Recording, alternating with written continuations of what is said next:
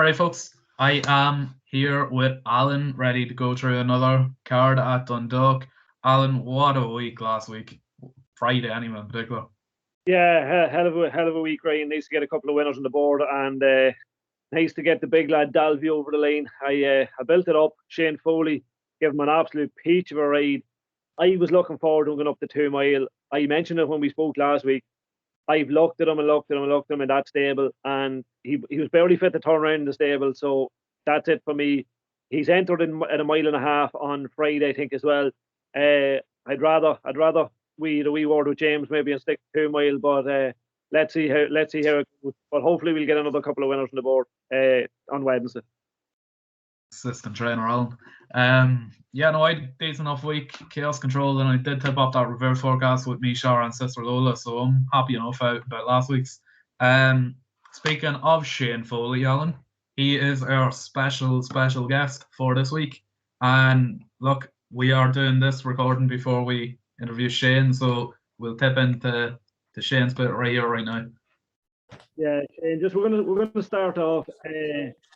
This your first winner was Leopard's 7. What sort of a buzz did that give you?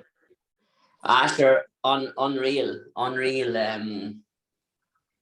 It was a class, really, I suppose. It was after having 30 odd rides, few placed horses and that. But when we got the first winner and to get in Leopard's, who I suppose good track, and it was great. It was the weight off the shoulders, really, relief as well as everything else.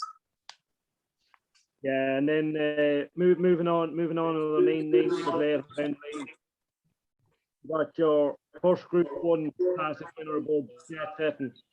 How was that? Sure, look, it was a good little filly. She was going in there with a place chance. Obviously, we didn't think we'd be minding with the forms in and everything, but for the rock up and win on the Curragh for Adrian, which was a popular guy as well. And no, it was massive. You know, I had been knocking on the door in some of them big races, and to finally make the breakthrough and win one, it was great. And you were recently at the Breeders' Cup. How does the Breeders' Cup compare to the Irish racing? Yeah, I suppose it's very different, really. Tighter tracks, fast ground, and the race very promptly from the gates. And over there, it's the first furlong is more important than the last, really. And see, that's the opposite over here. We seem to like to jump and get into a rhythm and try and save as much as you can. Whereas over there, we go from doing one thing to the other, and that's why I think the European horses find it so hard, because they're trained so opposite to theirs. But look, it's great to be seen at these meetings, to have one good enough to run. The people you meet over there, the opportunity of getting different owners and everything, it's just all part and parcel of it, really, being there. Sometimes your horse is probably not good enough, but in other jurisdictions you have to be seen to be there. And we've been there now the last 3 years in a row, and hopefully we can be there the next 3. Yeah, definitely. And then look, you're keeping the campaign going on the all-weather at Dundalk. Just from a senior jockey's point of view, Shane, I don't know if you've ridden in many of the barrier trails. What do you think of the barrier trails, and do they really hold an advantage for a horse, giving them a day out ahead of the first run? Yeah, no, I think the barrier trails are massive, lads. They're great for young, inexperienced horses. Some lads use them as a selling point for horses, but anytime Jesse wouldn't be the kind of a trading yard. You'd always be looking for experience. And mind you, I'd rather them on the grass. I think they're more beneficial on the grass than they are in Dundalk. But look, listen, it's probably easier working Dundalk and during the summer, and you're saving ground and things like that. But no, I definitely do think they're a good thing. Yeah, just a final question from me, Shane, as well. Just myself and Ryan and Dean, we do the previews on a week-to-week basis for Dundalk. We talked about the 1.25 mile start at Dundalk being a quick run into the bend. If you're drawn out wide, is it very hard to get across? Look, sometimes it can and sometimes it can't be. It just depends on what's happening down your inside. I was drawn 14 or 15 on one last week, and I ended up one off the rail, one back. I couldn't believe it, but that's just the look of it. But look, sometimes you have to just take your medicine and slot in. But Dundalk is a fair track. You can come from behind if the pace is strong. So sometimes the draw is not that crucial over them longer trips, but it can be. You'd rather not be stuck out, you know. Look, Shane, I'm just going to run through your rides here tomorrow at Dundalk. Starting with the first one of yours, Hey Come Here in the 240. Tough wee race, this one. Trent and Morning Soldier running in this as well. A smart looking 2-year-old Gelding from Joseph's. Do you have a chance there on that one? Look, I don't know much about mine, but she finished mid-division in a Curra Maiden, which is never a bad sign. And her Damn Bread was a good race mare, so I wouldn't be associated with Matty Tynan much. So he obviously has gone to my agent and asked me to ride it. So look, it looks a deep enough race, but she could be one to keep an eye on. Maybe not tomorrow, but in future when she goes down the handicapping route even. But I'd say there is ability there to finish mid-division in a Curra Maiden behind the Sculberries is actually wouldn't be a bad run. Yeah. And moving on to the 310, you're riding Princess Raj for Jesse Harrington, drawn in stall 2. The cheek pieces are on for the first time in this one, Shane. Can you just tell the viewers at home what cheek pieces actually do for a horse? Yeah, they're just a little sheepskin on the side of their face. It just helps them concentrate. This filly, we liked the early doors and we thought she might be competitive, and I think she could have ran the first day of the season last year. But she's just knocked on the door, I suppose, and she's off a mark now. She can be competitive. The trip is no problem. She handled the surface well the last day I was away in Colin Roder, so she looks to be competitive. Gerald Leary's horse has been consistent away, Satin Snake, and be interesting to see what Noel Meads is his first run the handicap. And Colin jumped ship last minute to get back on that, so that obviously goes okay. Yeah. Your third ride of the evening is Beleaguerment in the 340. You rode Beleaguerment last week. Do you think the step down and trip will help? Yeah, well, I won on him over 6. He can be a quirky horse. The lads have done a great job up there this winter with their horses, the Macaulays. They've had him in tip-top shape week in, week out to seem to hold in their form. This horse, if he gets away from the stalls, I think he has a chance. It's a run-of-the-mill 6 furlong handicap, and whoever gets the best runs will probably win. You could run it a couple of different times and have a few different results, but he's been holding his own. So yeah, he has a squeak. Yeah. And you just mentioned Macaulay there. What's it like to have such a great relationship with the likes of him, and then obviously being the stable jockey for Jesse Harrington as well? Does that really help you in the Riders' Championship? Well, look, you need a lot of support by your own stable.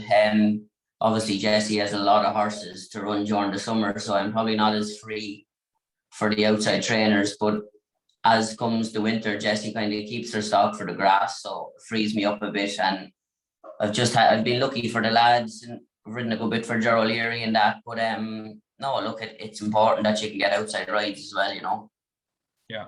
And in the 410, Shane, you're riding Anja. Anja and yourself had a great run last week. Can we expect to see this one maybe improve down the line going forward? Look, he's been running away consistently without winning. I told the lads maybe dropping back to a mile after the last day. I thought he just travelled a bit too strongly and didn't get home. So I hope the mile might help him. I don't think it's the strongest race in the world. So look, he has his little each way chance with a bit of luck. Yeah. And your final ride of the night is Golden Lyric. Consistent filly. Can we expect more of the same? Filly, I've been very disappointed with. Ryan, being honest, I thought she was one of our nicer fillies early doors. She had a lovely run as a 2-year-old, and she came up and she just bumped into a few. But look, don't know if she's inclined to get her head in front. She likes finishing place, but we're stepping her up in trip tomorrow for a change to see what she does. But on her homework, she has 15 pound in hand, but we haven't seen that, unfortunately. So she's one that keeps a bit for herself. Yeah. Alan, anything else to add? Yeah, just go back to Friday, Shane. You had a cracking double for James Macaulay just in the last 2 with Sister Lola and Dalby. What did you make of Dalby stepping up to 2 miles? Well, on form, I thought he had no chance.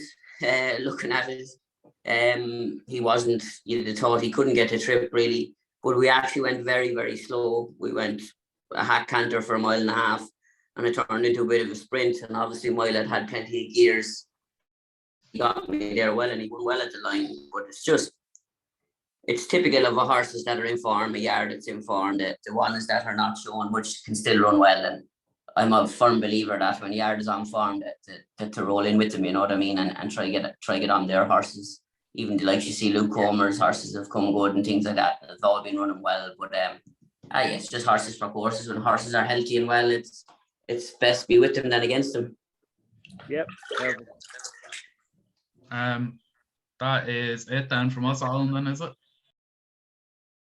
Look, Shane, we'd absolutely like to thank you to the highest, I suppose, point for coming on here, and wish you the very best of luck tomorrow. No bother, lads. I hope I'm lucky. Cheers. Thanks, Shane. That was Shane, folks. Hope you've enjoyed that. Pleasure to have him on, as per usual. Anyone that wants to come on is more than welcome to come on for a chat. Right, just kicking into the Dundalk Preview right now. Alan, the 140, need we say much? 5 furlongs, 1 horse race, really, isn't it? 2 to 7 shot Jarvis here. Look, everything about this horse is classy compared to what else is in the field anyway. Was second to Ornico River last time out, Donegal O'Brien's horse. That's decent form. 2 to 7. It's not much of a price to play. Maybe put something into a double or 15 with it. Yeah, for me, or Jarvis, sorry. Yeah, look, Ryan, I'm not going to add much more to it. His form's very consistent. As you said, look, he was second behind HMS Endeavour, then second behind Orinoco River. Now, the only thing I will say, the last time, I thought he got done by a bit of tactical speed close home by Orinoco River. I don't think Colin Keane's going to even let this get uncomplicated. I think he's going to just pop out and make all. I see Johnny Fean as a new recruit in that race as well, but Jarvis is going to take a world of beating. Again, 2 to 7's not a play. Maybe have a small look at the distance betting in that race. If anyone priced it up, it might just be interesting because Jarvis could stretch them out. Maybe the length of the straight and Dundalk, you wouldn't know. Yeah, totally agree. Moving on to the 210, Alan, it is over 7 furlongs. Look, Rocky Dream seems to be, for me anyway, seems to be the one to be going for here. Was second last time to Tim Red, who is in today in the last race, I think it is, isn't it? Yeah. Yeah, I think that's decent form. Tim Red really destroyed them in that race. Look, King's claiming £7. Dennis Hogan's no stranger to claimers. I think this has the writing on the wall here.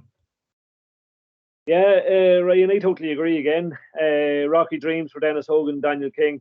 Now, look, this horse has been a model of consistency in recent times, having finished second to Timmerid last time. But this will be the first time he's gone back down to 7 furlongs since he was close second behind Monsoon on the 8th of October. He got his head in front over 6 when staying on strongly to beat no speed limit. Now, that form's been franked. Look at Daniel £7 coming off. I think this horse, I'd see 5 to 2 available. That's a very fair price. Yeah. Moving on to the third race, Alan, do you want to kick us off here? Yeah, I like one of this, Ryan. Morning Soldier going to trained by Thomas Mullins. This horse sprang a bit of a surprise at 33 to 1 last time out when he got the better at Trent. I think there's going to be a similar result this time round. Now, Morning Soldier's going to carry that wee bit more weight for the winner's penalty, but the trainer wasn't overly surprised. He wasn't overly shocked by the fact that he won at 33s. I think he'll improve off the back of that. The connection seemed to think a bit of this, but I think he'll take plenty of beating, and he's actually going to be my nap on the afternoon. Yeah, well, I'm going to answer you here. You mentioned Trent there in that piece. I am going to go for Trent. I thought third last time out behind Brustig and Henry Bromhead's Stargirls Almal was quite a decent bit of form. I know Brustig came out and probably didn't run a great race last time out there last week. Still won though. So yeah, that form's been a bit frank. So I'm happy to play Trent at 7-4. I do wish he was a little bit bigger, but happy enough to play 7-4. He seems to be a horse that's going in the right direction. And yeah, look, Colin Keane, he seems to have a nice weight on his back as well, 9 stone 4. You know, so he's not top weight either. Yeah, I'm happy to play with Trent here in the Jumon colours. Moving on to the 310. What are you fancying here? Yeah, look, we're probably gonna have heard the thoughts of Shane Foley, and I really like Princess Raj. She was second to Marshall last time out. Now I think Marshall's probably one of the strongest nursery bits of form that we've seen around Dundalk. Now Princess Raj is going to have cheek pieces of play for the first time, and if that can help her concentrate and Shane can get her settled, I think she'll finish out her race a lot stronger. Marshall actually has followed up again since. That form's been frank too. Look, I think Princess Raj is going to improve for the surface again, and she'll be tough to keep out of the frame. I'm going for a horse here that I kind of like a lot. It might be one of my picks of the evening here. Stepping up to 7 furlongs, Pandemic Princess. This horse has looked to stay more than anything and seems to fly home. Stepped up from 5 to 6, which, didn't really improve it too much, but improved a little. Was 5th last time out, over 6 furlongs. Mars actually won that race. That was a decent enough race in hindsight. Lopes Gold came 6th in that one. Remember, I was pretty keen on that one. So Pandemic Princess came 5th in that. That's, not a bad handicap, that one, actually, come to think of it. And yeah, I'm quite interested to see Pandemic Princess step up to 7 furlongs. Sean Davis is riding this one for Richard O'Brien. As you know, I'm a big Richard O'Brien fan. Hopefully we will have him on the podcast soon enough, if we can get him. Moving on to the 340. It's over 6 furlongs. 45-65 handicap, this one. What do you fancy? Yeah, look, I'm gonna stick with Rosie Rock. She's kind of proved disappointing in recent starts. She's going to need a strong pace to come home with a rattle. Colin Keane's back on board. Her last 4 runs around Dundalk have yielded 3 third places, and then she flattened out to finish 7th behind Duke last Wednesday. Now, if I was the handicapper and I'm looking at Rosie Rock, you're looking at marks of 60, 61 and 62 since she joined this stable. She's not really going anywhere. She's not making progress. She's very consistent. Look, if the race is run to suit, she's going to finish out strongly. And if there's anyone going to get her up on the lane, it'll be Colin Keane. Yeah, I am going for James McCauley's beleaguerment here. Shane Foley's riding this one. Look, I fancy this horse a lot. Came 3rd last time out, ran a good race. Probably before that wasn't the best, but was running over a mile and then ran 6 furlongs when it came 7th. Was over 7 furlongs the last time out. That's back down to 6 here. Look, this horse is fairly well handicapped in fairness. A rating of 57. That seems to be decent. I ran a good race there when it was last week. Behind Ampelson. And Hell Left Loose. Finished a length and a half behind them. So I'm fancying this. It could be good that night. That was one that I was very, very, very keen on. And probably be a big enough price. The 8-1 there at the minute, so maybe an each way play, just to be safe. Moving on to the 410, Alan, what are you fancying? Look at James McCauley and Shane Foley, the team in flying form are in Dundalk in recent weeks. Landed that double with Sister Lola and Dalby on Friday. I like Anja in this race. Now, came back to form last time, finishing 4th behind Summit Star, who was trained by Sheila Lavery. The drop back and trip from 1.25 miles to a mile is sure to suit, and the fact that Shane's keeping the rate, I think that's going to leave this gelding very competitive. Decent draw in stall 8. I think Shane will probably hit the track the pace here. I'm trying to produce him inside the furlong pool. He knows he stays. I think the handicapper's taking a wee bit of a chance as well. He's dropping him £1 for his last run. I think it's a solid each way selection in around 10-1. Right, I fancy Liquid Luck here on this one, Alan. Gavin Ryan and Johnny Fiend. This horse has moved yards since its last run, so it will be interesting to see. Steps down to a mile here. It was running over a mile and 1 furlong last time out at the Curragh, which was back in June. That race was quite decent actually when you look at it. Reverberation was in it, Sassified, Bear's Hug in it as well. Cito, the Bulger horse, that was in it as well. Quite a decent race, and it's interesting to see this one actually appear here at Dundalk with new owners and new yard. Gavin Ryan's sure to do a job here on this one. 4-1 looks very good. I'm happy to play with this one. And then finally, Alan, moving on to the final race of the day. Do you want to take us ahead? Yeah, look, we'll finish off with that James McCauley double. Timurid, who we mentioned earlier on, look, he's run two very solid races since he left Dennis Hogan behind Spilled Passion, and then seeing off Rocky Dreams, who could frank the form earlier in the card last time out. Now, the one thing, I think he was very impressive the last day. He went clear inside the final furlong. I think there's a wee bit of room for manoeuvre with a handicap mark. He's a mark of 75. Like when he won last time out, as I mentioned there, he went clear inside the final furlong, suggesting that the step back up and trip won't be an issue. I just think Colin Keane in the saddle again. I think Colin Keane, Shane Foley, they're going to have a hell of a day around Dundalk tomorrow. So they'll be two to keep on your side. But Timurid for me in the last, I think it'd be very hard to beat. Look, I'm in total agreement with you on that one. I think it could be one of an absolute night. Like you said, look, there's not much to add on that because, like you said, he took off last time, bet them quite nicely. Hopefully, if Rocky Dreams wins early in their card, or even House of Kings came third in that race, if either of them win, that's a big boost to the form. So yeah, I'd be keeping an eye out on that form before I commit to Timurid. But yeah, out of that race, I would fancy Timurid. Next best trail. Yeah, well, the nap rain's going to be more than Soldier. I really think a lot of this horse. I was surprised by reading a couple of the comments on IrishRacing.com that Thomas Mullins was so sweet in him after winning last time. He was 33-1. He's not going to be that this time around, and I think he's going to take plenty of beating. My next best, look, we're going to get the thoughts of Shane Foley, but I think Princess Raj is going to be very hard to beat in the nursery. She is solid form behind Mars, and I think that's going to walk out with cheek pieces of blade. And my each way is probably going to be Anja in the 410 for James McCauley. I just think that this horse is just coming into a bit of form.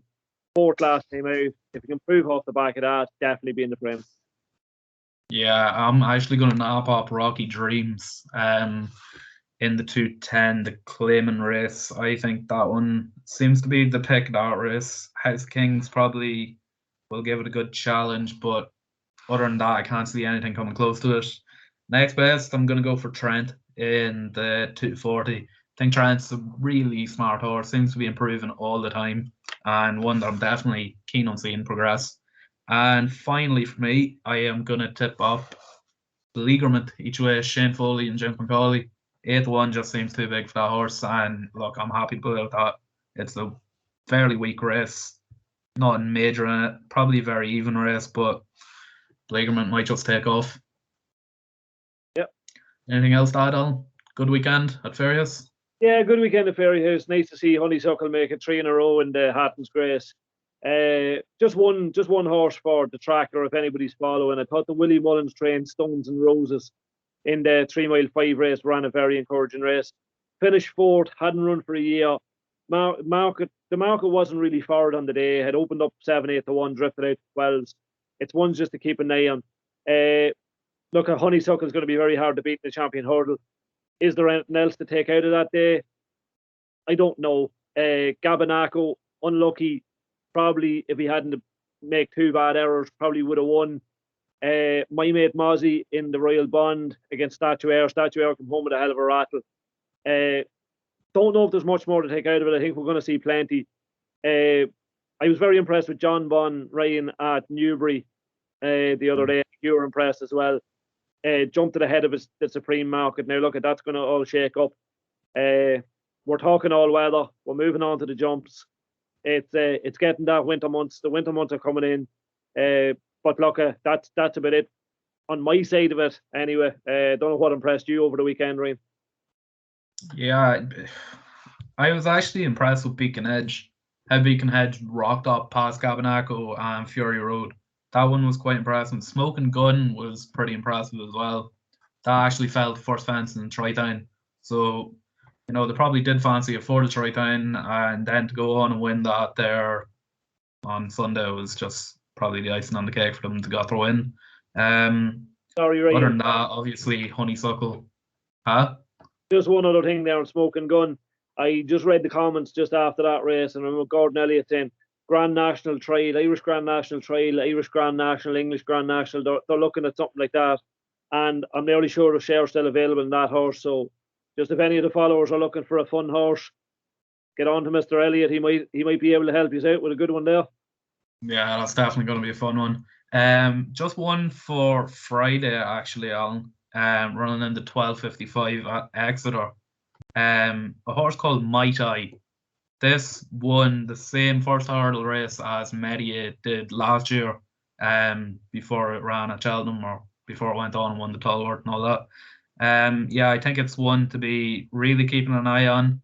It's a tough race, but if that works out, that goes down the same route, I think this could be a real smart horse going towards Cheltenham. Yeah. Other than that, yeah, other than that, that's it, Ryan. And as normal, I think I'll leave it over to you now to finish off the last 3 bits this week. like, subscribe, and follow, and share.